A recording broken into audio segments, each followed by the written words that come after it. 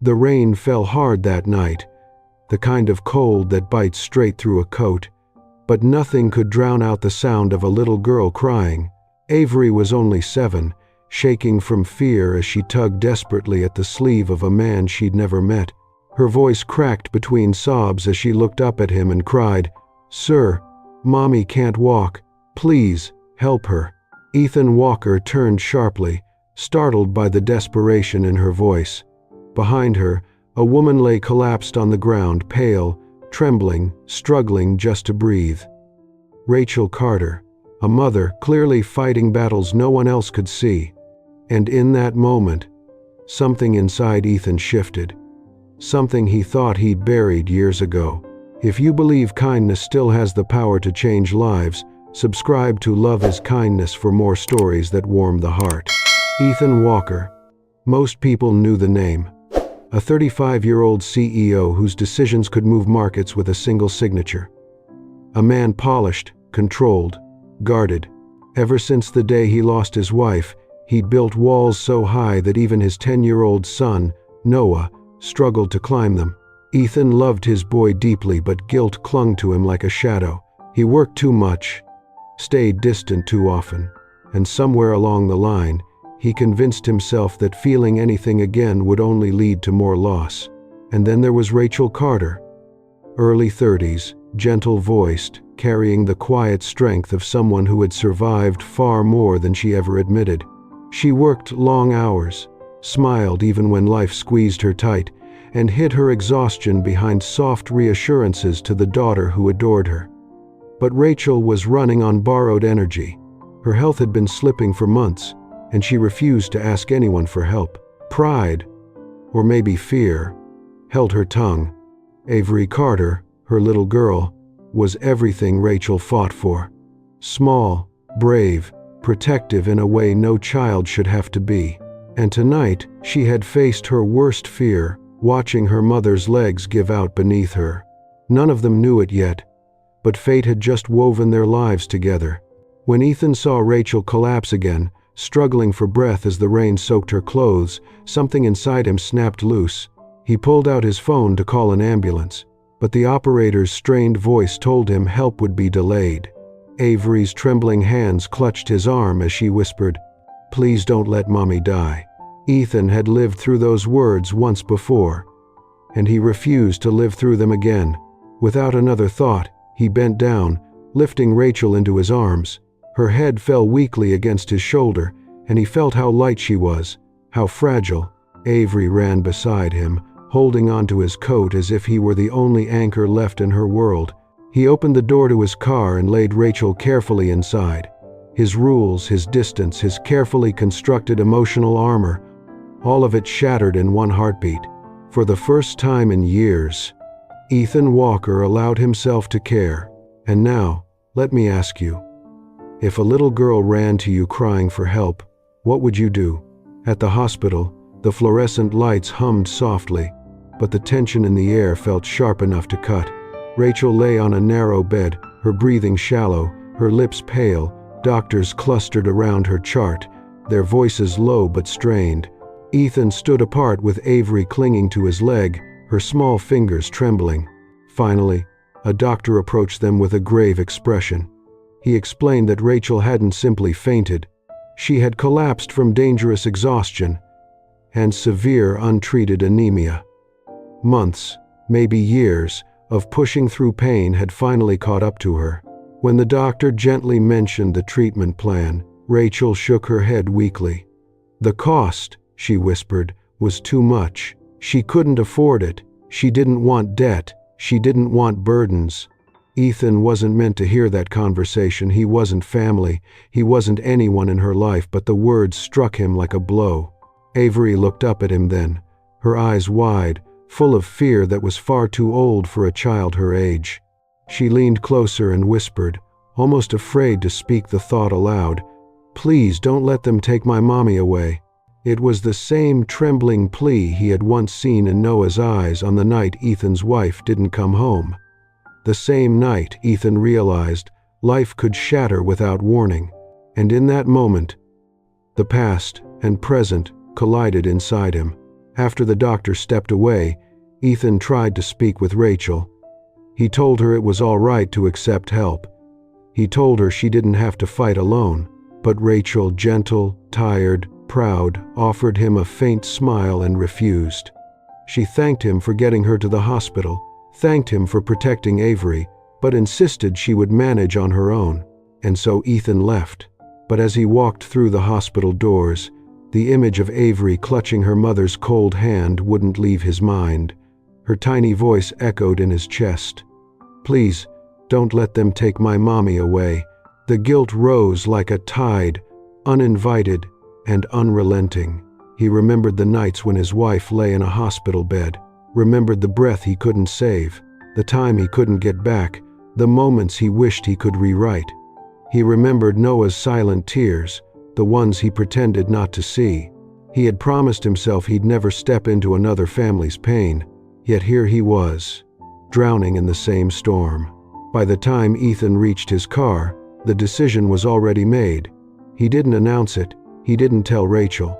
He simply walked back inside, signed the paperwork quietly, and covered her medical bill without attaching a name. A silent act of kindness from a man still learning how to feel again. 2 days passed. Ethan tried to bury himself in work, but the world had a strange way of pulling him back to the people he was meant to meet. That morning, as he arrived at the towering building that carried his name, he found a small figure standing at the glass doors. Avery, her cheeks flushed from cold, her backpack slipping off her shoulder, looked up the moment he stepped out of his car. Recognition lit her eyes. She ran to him without hesitation. "Mommy wants to thank you," she said breathlessly, but she fainted again. Those words tore through him. He didn't think, he didn't speak, he simply moved. Within minutes, he was standing inside Rachel's tiny apartment, a place that carried the weight of struggle in every corner. An empty fridge hummed quietly, unpaid bills were stacked on a small table, and in the dim light of the bedroom, Rachel lay propped against the wall, trying and failing to steady her breathing. The sight broke something in him, not because she was fragile, but because no one should have to suffer alone while pretending they're fine. Ethan reached for his phone, but this time he didn't call emergency lines. He called his personal doctor, the one he trusted with Noah, the one who always answered. And with that call, the stakes of their intertwined lives rose higher than either of them knew. Rachel woke slowly, her eyelids heavy, her breathing uneven. The softness beneath her confused her at first, and then panic rose inside her like a wave. This wasn't her small apartment. This wasn't her bed. She pushed herself upright too quickly, pain shooting through her limbs. And then she saw him. Ethan stood in the doorway, quiet, composed, yet strangely gentle. She immediately tried to swing her legs off the bed, apologizing, insisting she shouldn't be there, that she didn't mean to cause trouble. Her voice shook with embarrassment, the weight of guilt pressing against her words. She wanted to run before her presence became an inconvenience, but Ethan stepped forward, stopping her before she could rise.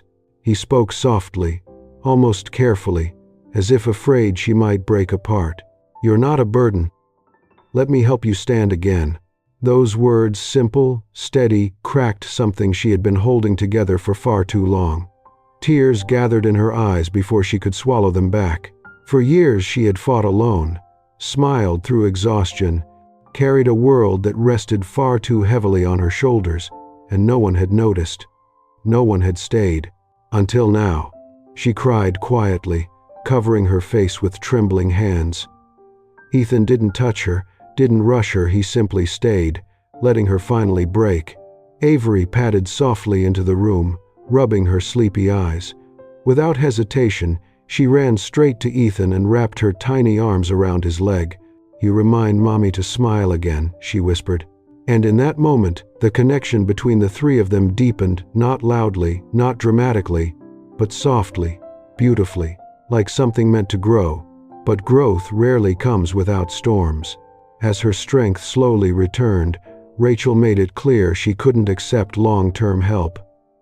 Pride, fear of judgment, and years of doing everything alone made her retreat. She didn't want to owe anyone, She didn't want to look weak. Meanwhile, Ethan's life began to unravel at the edges. Board members called emergency meetings. They complained he seemed distracted, unfocused, emotionally unavailable. They whispered about changes in his performance.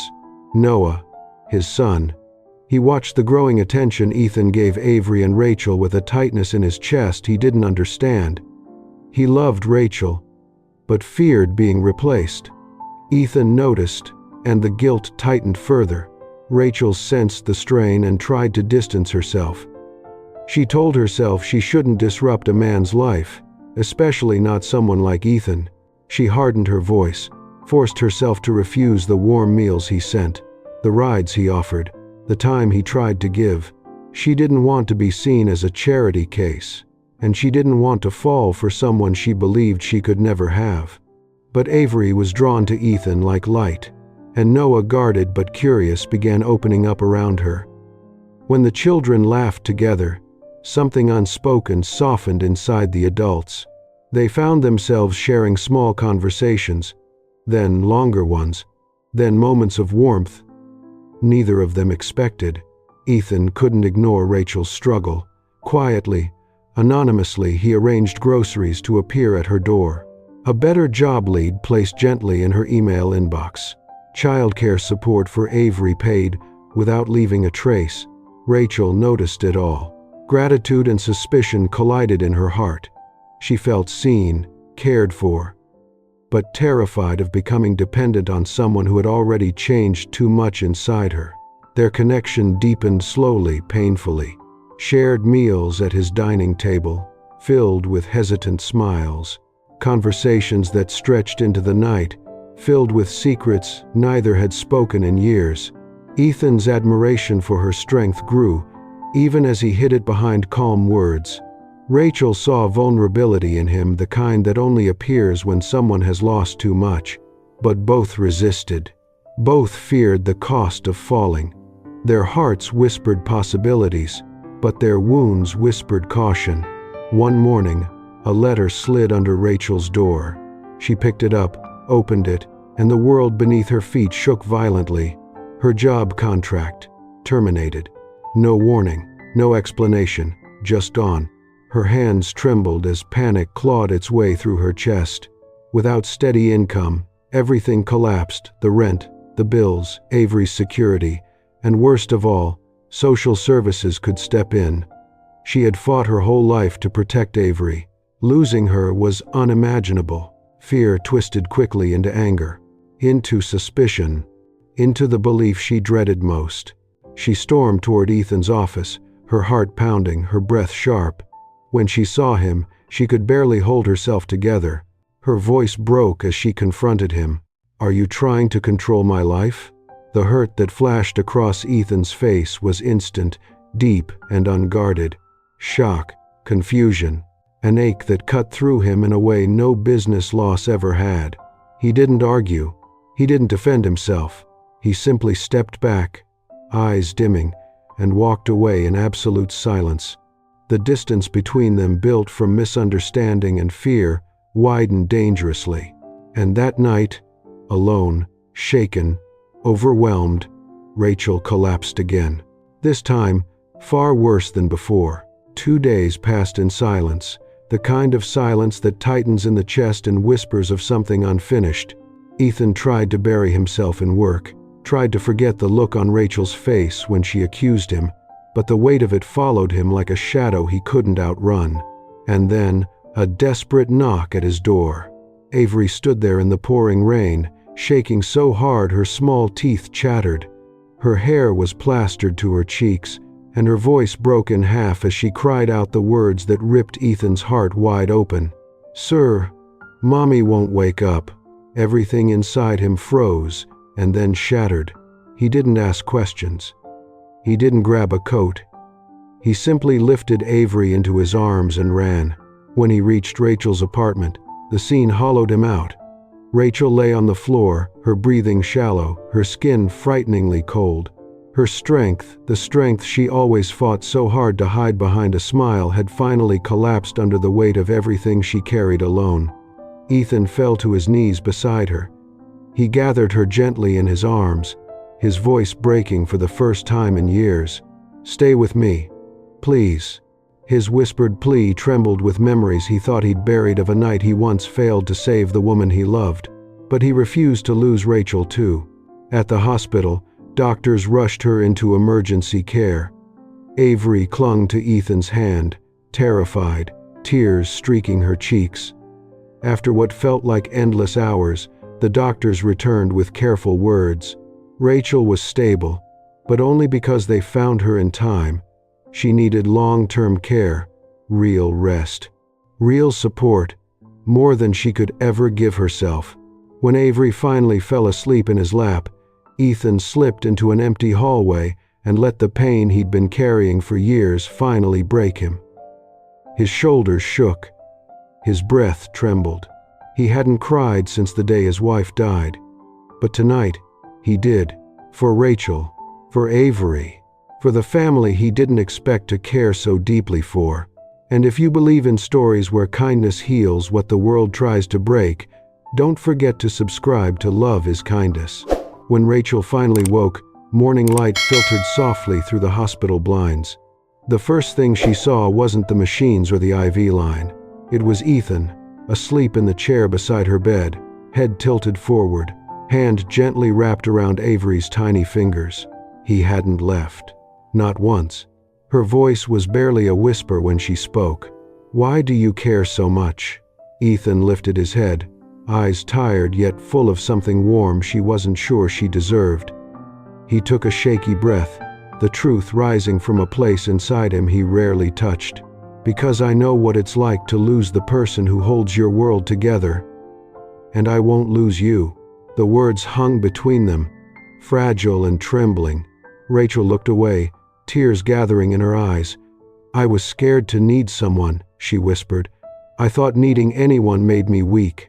Ethan leaned closer, his voice soft, steady, anchoring. "You don't need me. But let me choose you." Her breath broke not from pain but release. For the first time in years, she let herself lean into hope, let herself believe she didn't have to stand alone. His hand closed around hers, and this time, she didn't pull away. The walls they had both lived behind began to fall. Quietly, beautifully, one brick at a time. Recovery wasn't fast, but it was steady because this time, Rachel wasn't fighting alone. A position opened at Ethan's company, a role built on her real strengths, and she earned it through determination and heart.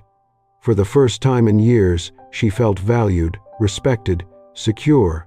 Ethan arranged her long-term medical care openly, without secrets, because they had promised honesty. Now no more misunderstandings, no more hidden battles. Avery and Noah grew inseparable, their laughter echoing in places that once felt too quiet. The children knitted the adults together in moments soft enough to heal old wounds. And slowly, gently, Ethan and Rachel began to build something real. Not fast, not rushed, but meaningful. Conversations turned into confessions. Simple dinners turned into shared hopes. Two hearts that had lost so much learned how to beat again. One warm afternoon, months later, they gathered at the park for a small family picnic. Avery spotted Ethan from across the grass and ran full speed into his arms, her voice bright and full of joy. "Daddy, Ethan!" He lifted her easily, laughter breaking through a heart once carved by grief. Rachel stepped beside them, watching the man who had saved her life in more ways than one. She whispered softly, her voice thick with emotion. "You saved us." Ethan shook his head as he pulled her close. "No, you saved me." And with the sun warming their faces and the children's laughter weaving through the air, a new family, unexpected, imperfect, beautiful, finally found its beginning. Before you go, what part of their journey touched your heart the most?